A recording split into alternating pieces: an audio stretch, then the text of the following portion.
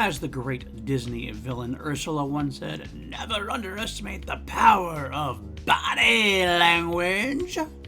Next on Crown Jewels.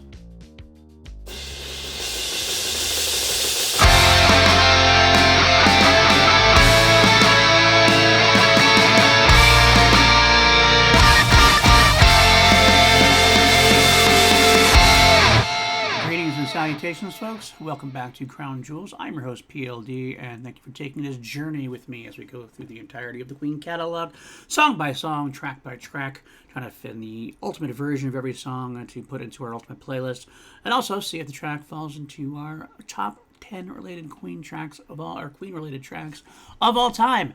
This week's song is Body Language off the Hot Space album.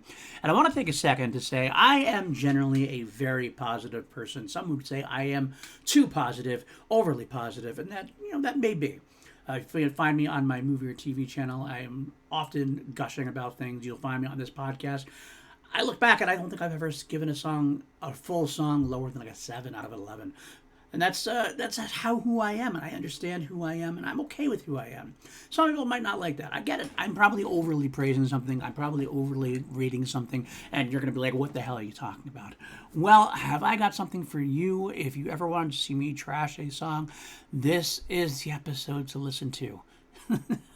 I'm sorry. I do not like this song, but it is in the oeuvre, so I'm going to tackle it as best as possible. This is how we do it here on the channel. I give you some notes, some quotes about the song. I'll figure it out, that kind of thing. And then we will all listen to the versions of the song. We have 3 versions to listen to this week. I will put those links to YouTube versions in the show notes, so you can pause me when I say to, and we'll talk about it and see what happens. Let's get going here. Body Language, written by Freddie Mercury. It features Freddie on lead and backing vocals, on synthesizer, on drum machine, and on synth bass. Right there, that says a lot about what this song's going to be. Synthesizer, drum machine, synth bass. Brian May on what's called sporadic guitar, and Roger Taylor on electronic drums. That's right, we don't even have John Deacon on this track at all. This is the time when the band was splitting up more and more. They're trying to do things instead of being a full live band. They're going to try to make these songs on their own and everything else, which is why generally you're going to see, if you look at the Hot Space tracks so far, you'll find that I generally prefer the live versions because the band is actually together playing their instruments, playing together like a band should. But you know what? This is not to say that songs can't be created this way. Some songs are great this way. However, it just seems like more often than not, I would much prefer the live band play together. Let's see what we got here. Issued as a single in the United States. We're hit number 11 in the charts. That's right. This is a top 20 track, number 11, almost top 10. In the UK, it hit number 25. Around the world, it hit 28th in Australia, 6th in the Netherlands. It did not chart in Japan. Maybe they have the best taste. It's unclear where it charted for in the history books for Brazil, Canada, France, and Germany, or Mexico, but they were released there. I don't have all that information, but I know it was released there. I will say that I believe some would point this out, and I don't know if I disagree, to be the start of the end of the band in America at the time. Queen went through a downswing with America in a big way and really didn't fully get America back until Freddie passed away in 1991, and couple that with Wayne's World resurrecting Bohemian Rhapsody in 1992. So that was the era where Queen kind of got brought back into the picture. Queen was ruling the world at that point, in the early, like late 70s, early 80s. We Will Rock You were the champions, but Little Bites of Dust and Crazy Little Thing Called Love. The Game was probably their biggest album here. This is where it kind of all shit the bed to a degree, it feels like. I kind of feel like it was this single that kind of got released, and people were like, well, what the hell is this? This isn't a rock and roll band. And it kind of went down from there. In fact, every single from this album did not do very well, but it was worse. And the album sank pretty quickly as well. There are other reasons why the band lost America, which we'll get into when we get to the Works album. But this is, I think, definitely the start of the decline. I think there's more than one reason, and this is potentially one of those reasons. Even though Freddie would famously go on to say, it's only a bloody record and people take things too seriously, which is true. Absolutely true. But it did kind of it didn't leave taste well in the rock fans' audience, for sure. It did get played live in 1982, obviously, when it was on tour. We are going to listen to one of those, but it was dropped after that, and that did not surprise me. Some quotes from the band who I feel like they're defensive, or they're kind of at least trying to be positive. John actually just quoted in 1982 was saying some of the tracks in the album, like Body Language, were Freddie on keyboard bass, just confirming that Freddie was doing the bass there. Brian in 1982 said, there are some things on the album which I felt came out too light. That's all. Like Body Language, there's a lot of things there where I felt we became so obsessed with the rhythm side that we were afraid to turn up the guitar. I was afraid to use the guitar as as a force. Later on, Brian in 2003 said, "This is a very much a Freddie thing. He was immersed in the gay world at the time. I think it's very well constructed. It's deliberately away from the Queen concept." Roger also in 2003 said, "Not really us, but not a bad record." Roger, your miles may vary on that. Well, what versions are we going to listen to today? We do have the album version from the 1982 Hot Space release. We do have a remix by Susan Rogers, who did some production work with Bare Naked Ladies, amongst others. 1991 Hollywood Records reissue of Hot Space featured this track as a bonus track. And we do have a unreleased live version. It was not any official live version. They did not do it at Milton Keynes, for example, the big release at the time. We do have a bootleg version from New Jersey in 1982, and those are three versions we're going to be listening to talk about this track. So, without any further ado, let's listen to the studio version. So, go to that Google Doc, click on that link, find it, listen to it, come back, and then we'll talk about it. All right? Body language. Body language. And there you have it. What do you guys think? Do you guys like this song? Are you big fans of this song? If you are, let me know why in the comments, because I am not really a big fan. I think it's extremely sparse, which is not necessarily a bad thing. I don't think being sparse is necessarily a bad thing. But in this case, it's not a good thing either, because I feel like there's not a whole lot happening. There is the bass line. I'll give credit where credit's due. I do like the bass line. The bass line itself is kind of groovy. I kind of think it goes along nice. It's got that wandering kind of, and it kind of feels like it works. However, the synth bass just makes it feel so lifeless. I just feel like I'm kind of traveling along, like, okay, what's next? And it doesn't feel like it goes anywhere. It kind of feels like it just gets repetitive. And that's the biggest complaint I have about the song. It just feels repetitive. The lyrics are repetitive. They're dumb lyrics. And I don't mind dumb lyrics. I like some dumb lyrics. Queen has done some good lyrics, and they've done some dumb, like Fat Bottom Girl's a dumb fun lyric. This is kind of like a more overt, like less clever. You got the cutest ass I've ever seen. That we're just gonna go right out there and say that. And like, not that I care. I'm not a prude. I'm probably the farthest thing from a prude, so that doesn't bother me at all. It just feels like there's nothing. It's just silly, dumb nonsense. It's not very fun. Freddie's giving it his all. I will give him that. He's got the voice that it just, no matter what he's doing, he's doing. So when he sings, it's great. Unfortunately, a lot of the song is just this kind of repetitive body language, and it just kind of just gets so repetitive. Um, the best thing about the song, honestly, is the video. The video is actually kind of fun. Brian is very awkward looking. He is just so awkward. John's not much better awkward wise. Roger actually looks like he's having fun. He's getting into the silliness of the song, which is good. And Freddie is loving it. He's having a great time with his background singers and some fun moments with the background singer as well. So that actually, to me, is the best part of the song by far. It's good, it's fun, it's entertaining, much more entertaining than the song itself is, unfortunately. But I don't know. Maybe you're different than me. Maybe you love this song. It could be one of your favorites. Good. Let me know why in the comments. All right, let's listen to the next version. We're going to listen to this is the 1991 Hollywood remix by Susan Rogers. Click on that link and come back for more.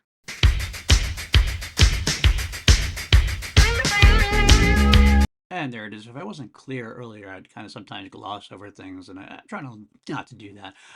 Susan Rogers did this remix for a Hollywood remaster in 1991. Basically, Hollywood reissued all the tracks on CD when they got the Queen. We got Queen under contract, originally everything on CDs, and they included some bonus tracks. And unfortunately, most of their bonus tracks were not what you would want from a bonus track. Like I would want a bonus track to be what we got more in 2011, although still not as much as I'd want. But like demos or earlier versions, or maybe collecting some single remixes and stuff like that, like that actually were released. That's the kind of thing I'd want. Instead, Hollywood did this weird thing where like a lot of the bonus remixes were just like they took random tracks and gave it to some producer or something who would remix it. A lot of times like more of a dance remix, which is like not for if you're a Queen, a rock fan from Queen, you're not looking for them in a dance remix. It just seems like it's not the right way to go. Having a dance remix CD or something like that would be kind of cool, and that they did do that. And that's kind of an interesting idea. A club mix, and you're gonna put it in there. That's cool. But as far as like as a bonus track on the regular CDs, they always usually felt so out of place. However, with that being said, now that you've listened to this one actually does work. It works pretty well. The best of them work when they don't alter a whole lot from the original. Now, granted, as far as I'm concerned, this is still kind of polishing a turd a little bit, but If anything, honestly, I kind of feel this one's more interesting than the original. It does feel a little crisper. It feels like it's a little more energetic. It adds additional guitars, adds additional backbeat to it, and there's also kind of this. There's more piano. There's like added piano bits that added to kind of like fill in that sparseness that's there. It's still kind of a sparse song, but it's a little less sparse. It works better overall. It kind of feels honestly more interesting than the original, and that's like I hate saying that because I don't want to disparage Freddie what Freddie did, but this is like Freddie's a god as far as I'm concerned and a musical genius, but this is just not his finest hour. Uh, this remix is actually kind of worth checking out if you have any interest in the song whatsoever. If you have any interest in the song whatsoever, I would definitely say take a listen to this one and go from there. Maybe you'll like it. I will point out we have one more listen to the live version. There is another version, on Greatest Video Hits 2 DVD. They did a surround mix version. Somebody besides me would have to talk to you more about that. I don't have a surround sound system to work well. I don't know how well it is. I didn't add that as part of our actual listing of things, but if you want to ever find that on DVD, you can find that. Be a slightly different mix for it. It's still more like the original. It's not like a remix. It's kind of like more of just a uh, taking what's there and not changing it, but like making it sound different, surround sound kind of thing. I've heard good things about it. It's just never something I've got into as an audio. Like I'm not an audiophile, and that's if you're here for that, I'm sorry. I can't really talk much about that. He'll dismiss me altogether after that. Who knows? Is what it is. But I want to be honest about that. It's just not something I'd really go into. So, but I want to throw it out there that does exist. So, if you want to go find that, you're more than welcome to. All right, next up, our final thing we're going to listen to. This was live from New Jersey, East Rutherford in New Jersey in 1982. This is an unofficial recording, so you got to deal with that sound. It's not going to be a professional recording. Take a listen to that, come back, and we'll talk about it.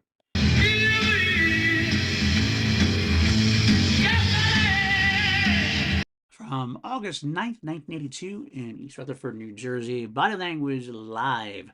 It is definitively better with real, like everybody on real instruments and the band playing together. That's definitively automatically makes a better version, the studio version, as far as I'm concerned. It does have interesting voice effects on Freddie. I'm not sure how much of those were actually part of the recording or how much it actually happened. I couldn't really tell you. But I would note that out. There was some kind of like weird computerized things going on with his voice. Almost like it was going through a synthesizer at some point. Interesting. I don't love that aspect of it, but maybe that might be a recording thing. I'm not sure. Finally, as always, I love Roger adding harmonies on like it's such a different thing. I love the band for having that full choir like sound. Freddie, Brian, Roger, all harmonizing together. They feel like one voice. 80 voices as one in a way. It's kind of like they are so blended well. Whereas the live versions, it's basically usually Freddie and Roger doing the harmonies. Brian sings and he definitely makes his sound apparent at times, but for the most part, he sometimes disappears underneath Roger. But I love Freddie and Roger doing their thing together as part of my favorite parts of the live band sound. And this is exactly what happens there. Roger really kind of harmonizing with Freddie really works well. The only thing that is not so great about it is it is a bootleg recording, so can it be the crown jewel, the best version we're gonna listen to?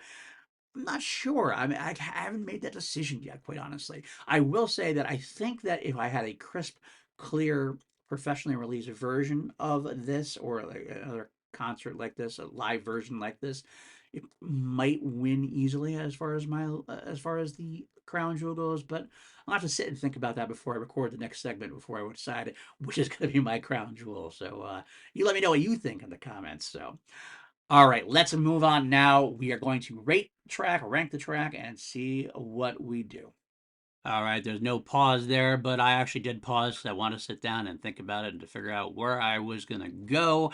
I take this very seriously. I also want to point out that somebody in my comments mentioned that I talk very fast, and I actually feel very bad because I do talk very fast. And some of you don't have English as your first language, and you're still listening to me, and I'm very grateful for it. So I'm going to try my best to try to slow down, but my mouth moves faster than my mind sometimes, or my mind moves faster than my mouth, and I'm trying to get it all out. I don't know what it is, but I've always kind of talked really fast, but I have to really concentrate on slowing things down for you. I do appreciate your stopping by. I appreciate everybody who's joined up on our Patreon, patreon.com/BLD Projects, where you get these tracks early. You get these versions early. I usually record them that Monday or Tuesday, and I get them up right away before they actually go live on the main channel. And I have other things as well. There are movies and TV podcasts that I do if you're interested in that kind of thing. I still do think I might add a different kind of music podcast here back to this channel eventually. Might be not just Queen related, it might be more other music as well. But I'm always going to have a Queen home for sure here. But let's get into it as best we can. We're going to rate these songs on a scale of 1 to 11 because we always turn things up to 11 here on PLD Projects. We also have to rank the different versions and figure out what is my crown jewel. And I'm going to spoil something I usually do last. This is nowhere near my top 10 related Queen tracks of all time. Eventually, I will have to. It's been a long time since I even told you what my top 10 is because we haven't had anything sniff the top 10 in quite a while. But I'm going to save that because there is a track in this album which I am quite confident will slip into that top 10 or at least be a part of the conversation. So I will talk about that then. Also, I want to throw out there what we do is when I do find a crown jewel, I am putting these into different playlists. I have a Spotify playlist, which is I put into the show notes as well of everything we've done so far and all the versions of it. I also have a YouTube playlist YouTube music playlist because I usually do YouTube music because I can upload my own stuff like bootleg versions and stuff that I can put on there that I can't do it anywhere else. So I will tell you what the crown jewel version is, and if you can't get that version on Spotify, I will give you the alternate version, which I'll slide in there instead.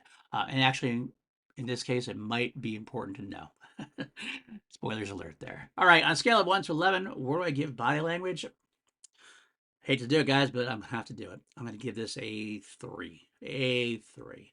Freddie's voice is great. Bassline itself is good, even if it's not played well because of the synth bit. Not that's not played well, but it's kind of lifeless. Um, it's kind of a silly song. I, it is what it is. 3 out of 11 is the best I can do, folks. It's not a 1 or a 2. There's still some redeeming qualities to it. But at the end of the day, yeah, 3 is about as good as I'm going to do. So obviously not going to slide into my top 10, which my top 10 are at 10.5 and 11 out of 11. Those are my top 10 tracks or Queen related tracks of all time. So now let's rank the versions, see what is the crown jewel version, which one's the best one that's going to slide into our ultimate playlist.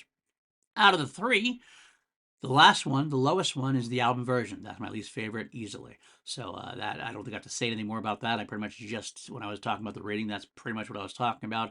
So it really becomes up to the 1991 Hollywood remix or Live in New Jersey 1982. And what I'm going to go with as far as that goes, they both actually, it was a tough decision between those two as to what would be my crown jewel. Live in New Jersey does have the problem of having a bootleg recording. It is not a great recording comparatively to the 1991 Hollywood remix. Obviously, professional recording remixed. But at the same time, Crown Jewel, the titular Crown Jewel, is the best Queen version, the best version of a Queen track. And I'd be hard pressed to deny that the best version of the Queen track has all 4 members on it playing their instruments together in a setting. And so, with that in mind, I'm going to give it to Live in New Jersey in 1982. I'm hoping eventually someday maybe we'll get a real officially released live version from somewhere. I will say there's plenty of other things I'd rather have first. Don't get me wrong, but eventually it'd be nice to have a professionally released version of this as well. So that would do it. So it's an album version, the lowest, 1991 Hollywood remix next, and then Live in New Jersey, 1982. All right, guys, that's going to do it for us this week. Thank you so much for checking with us, and we'll be back next week, hopefully. I'm trying to be better about I was very good for doing every week for quite a while. I've had a little bit of scheduling issues that just kind of forced me to pause here and there, especially with the longer episodes we have. Some of the episodes I have a lot of versions to listen to get through. Some of them not so much. So hopefully next week I'll be back. I should be able to be back next week. Action This Day, the Roger Taylor track from Hot Space. Yeah, I hope you can join us there, and hopefully I didn't put you off of listening to body language. If you love it, I hate yucking people's yums, and if you do love the song, I'm happy for you. Go play it loud and scream out the top of your lungs about body language and about knocking you down for 6 every time, and then come back next week for a little action.